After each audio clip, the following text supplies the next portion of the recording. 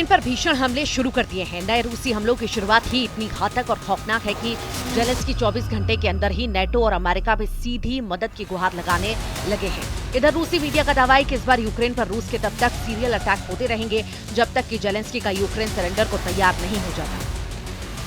फूंक डाला Ukraine, Putin का आखिरी युद्ध शुरू। क्या पुतिन को हराना नामुमकिन? क्या अब जेलेंस्की करेंगे सरेंडर? यूक्रेन पर सीरियल अटैक, 5 प्रांतों पर पूरा कब्जा।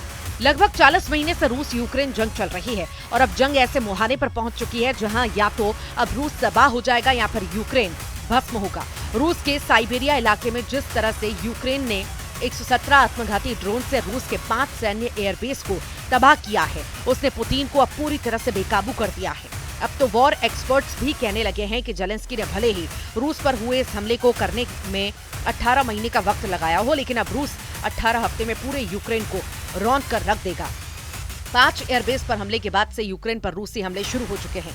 दावा किया जा रहा है कि रूस के ये हमले सीरियल अटैक की तरह लगातार होंगे और यूक्रेन के सभी डिफेंस सिस्टम को तबाह करने के बाद यूक्रेन के बड़े इलाकों में कब्जा किया जाएगा। हालात ये हैं कि तुर्की के इस्तांबुल में हुई मीटिंग के बाद रूस ने यूक्रेन को 2 टूक संदेश दे दिया है कि अब रूस के सामने जेलेंस्की के यूक्रेन को सरेंडर हर हाल में करना होगा।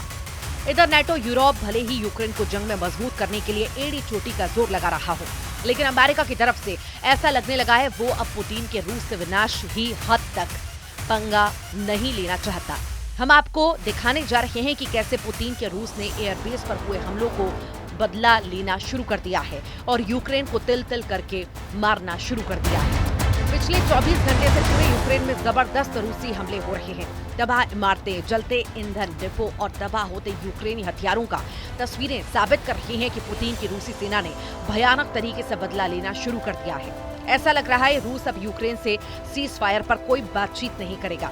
जिस तरह से क्राइमिया पुल पर लगभग 1100 से 1200 किलो के बम धमाके से यूक्रेनी सेना ने हमला किया, उससे रूसी सेना को और ज्यादा भड़का दिया है। पहले रूस के 5 एयरबेस पर यूक्रेनी हमले और फिर क्राइमिया के पुल पर यूक्रेनी हमले ने साबित किया कि जेलेंस्की का यूक्रेन आग के साथ खेल रहा है, जिसके पीछे कहीं ना कहीं जर्मनी, फ्रांस, ब्रिटेन जैसे देश मौजूद हैं।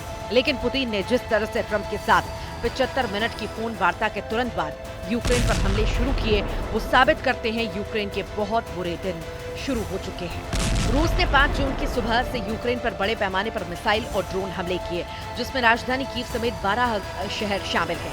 यूक्रेन के पश्चिमी क्षेत्रों को रूसी सेना ने निशाना बनाया। इस हमले में कीव सहित टोर्नोपिल, खमेलनित्स्की ओब्लास्ट और लुत्स्क में विस्फोटकों की खबरें आई। कीव में ड्रोन हमलों से कई आवासीय इमारतों और नागरिक बुनियादी ढांचे में आग लग गई है, जिसमें कम से कम 16 लोग घायल हुए हैं। मेयर विटाली क्लिचको ने इसकी पुष्टि की। रूस ने अपने Tu-95MS स्ट्रेटेजिक बॉम्बर से क्रूज मिसाइलें दागी, जिसके बाद यूक्रेन के सभी क्षेत्रों में हवाई हमले की चेतावनी जारी की गई। पश्चिमी यूक्रेनी शहर टेर्नोपिल, जो आमतौर पर रूसी हमलों का निशाना नहीं बनाया जाता है, वहां भी बुनियादी ढांचे और औद्योगिक सुविधाओं पर हमले हुए, जिससे शहर के कुछ हिस्से की बिजली गुल हो चुकी है। लुत्स्क में भी हताहत होने की खबरें आई हैं, जहां एक अपार्टमेंट की छत, वाहन और व्यावसायिक संपत्तियां क्षतिग्रस्त हुई। यूक्रेन के उत्तरी शहर प्रिलुकी में एक ड्रोन हमले में एक आवासीय इमारत ढह गई, जिसमें 1 साल के बच्चे, उसकी मां और दादी सहित 5 लोगों की मौत हो गई। इस वक्त रूस पूर्वी और पश्चिमी यूक्रेन पर बेहद तेज हमला कर रहा है। जानकारी मिल रही है उसके मुताबिक डोनेस्क, खेरसोन, खार्किव, सुमय और चर्निव, निकोलाइव, जापोरिजिया, लुहांस्क और बेदियांस्क के इलाके शामिल हैं। रूसी सरकार के प्रवक्ता पहले ही कह चुके हैं कि रूसी सेना अपनी तैयारियों के साथ लगातार हमले करती रहेगी। उधर यूक्रेन के राष्ट्रपति जेलेंस्की का कहना है कि रात के समय 400 से ज्यादा ड्रोन स्ट्राइक, 40 से ज्यादा मिसाइलें, जिनमें एक बैलिस्टिक मिसाइल भी शामिल है, लॉन्च की गई। रूस के हमलों में कीव के आवासीय इमारतों, शहर के बुनियादी ढांचे को नुकसान पहुंचा। कई दूसरे क्षेत्रों में हुए हमले में एक साधारण होटल को नष्ट भी किया, जहां यूक्रेनी एथलीट रुके थे। ये हमला रूसी राष्ट्रपति व्लादिमीर पुतिन और अमेरिकी राष्ट्रपति डोनाल्ड ट्रंप के बीच 4 जून को हुई फोन पर बातचीत के एक दिन बाद हुआ। ट्रंप ने बताया था कि पुतिन ने यूक्रेन के ऑपरेशन स्पाइडर वेब के जवाब में कड़ा जवाब देने की बात कही थी। तो वहीं ब्रिटेन में मौजूद रूस के राजदूत आंद्रेई केलिन ने यूक्रेन के ऑपरेशन स्पाइडर वेव के लिए ब्रिटेन को आंशिक रूप से जिम्मेदार ठहराया और चेतावनी दी कि तीसरे विश्व युद्ध को भड़काने की कोशिश हो सकती है। केलिन ने दावा किया है कि इस तरह के हमलों के लिए उच्च तकनीक और जियोस्पेस्ट डेटा की जरूरत होती है जो ब्रिटेन और अमेरिका के पास है। उन्होंने साफ तौर पर कहा है कि इस हमले में ब्रिटेन की भूमिका हो सकती है, जबकि ट्रंप ने अमेरिका के किसी भी भूमिका से इनकार किया। यूक्रेन ने रूस के 5 एयरबेस पर हमले करके रूस को भारी नुकसान पहुंचाया। यूक्रेन ने दावा किया था कि उसने ड्रोन्स की मदद से रूस के A-50, Tu-95, Tu-22, M3 और Tu-160 विमानों को निशाना बनाया। इस हमले के बाद व्लादिमीर पुतिन आग बबूला हो चुके हैं। रूस यूक्रेन युद्ध में जहां एक तरफ ड्रोन और टैंक सुर्खियों में रहे, तो वहीं अब एक और हथियार चर्चा में है, Zircon hypersonic anti ship missile. ये कोई आम मिसाइल नहीं बल्कि एक ऐसा हथियार है जिसे रूस अपना गेम चेंजर बता रहा है। खबर है कि यूक्रेन पर रूस इन मिसाइलों से जमकर हमले करेगा। अब रूस लगभग 1200 दिनों से चल रही जंग को और लंबा नहीं खींचना चाहता। यूएन के मुताबिक 3.5 साल की जंग में 30 लाख यूक्रेनी अपने ही देश में दूसरे ठिकानों पर जा चुके हैं, जबकि 60 लाख से ज्यादा यूक्रेनी विदेशों में शरण लिए हुए हैं। इधर पुतिन ने अमेरिका और यूक्रेन को साफ कह दिया है कि अगर सीज फायर चाहते हो तो यूक्रेन के कम से कम 5 प्रांत रूस के हवाले कर दो। हम आपको बता दें कि रूस ने इन इलाकों पर हमले तेज कर दिए हैं जिन पर वो कब्जा करना चाहता है। अब आप ये जान लीजिए पुतिन सीज फायर किस शर्त पर करना चाहते हैं। रूसी सूत्रों के मुताबिक रूस ने यूक्रेन से 5 प्रांत देने को कहा है। रूस जिन 5 जगहों से यूक्रेन की आर्मी को हटाने पर तुला है वो डोनेस्क, खेरसोन, खार्किव और जापोरिजिया और लुहांस्क है।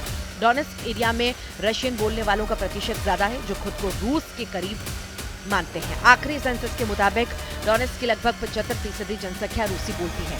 वे कल्चरली भी रूस से जुड़े हुए हैं। इसके अलावा साल 2014 में क्रीमिया के रूस में विलय के बाद यहाँ के लोग खुलकर मॉस्को के सपोर्ट में आने लगे। यूक्रेनी सेना और रूसी सपोर्टरों के बीच भारी जंग हो चुकी है। 5 जून को यूक्रेन ने रूस के ब्रांस्क ओब्लास्ट में क्लिंसी शहर के पास रूसी मिसाइल सैनिकों के ठिकाने पर हमला किया। यूक्रेन के सशस्त्र बलों के जनरल स्टाफ के अनुसार इस हमले में एक मिसाइल लॉन्चर नष्ट हुआ है, 2 अन्य को गंभीर नुकसान हुआ। ये इकाई 26वीं मिसाइल ब्रिगेड का हिस्सा थी। कथित तौर पर हमला तब हुआ जब ये यूक्रेन पर अटैक करने वाली थी।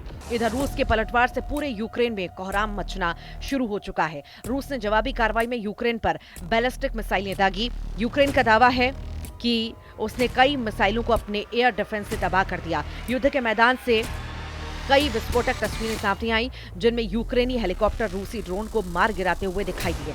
रूस ने कब्जे वाले इलाकों में अपने SM डिफेंस सिस्टम को तैनात कर दिया है। नाटो देशों ने यूक्रेन को 20 बिलियन यूरो की आर्थिक सहायता की घोषणा भी की है। लेकिन सवाल उठता है, क्या अब नए तेवरों के साथ शुरू हुए रूसी हमलों को रोकना यूक्रेन के बस की बात है या नहीं?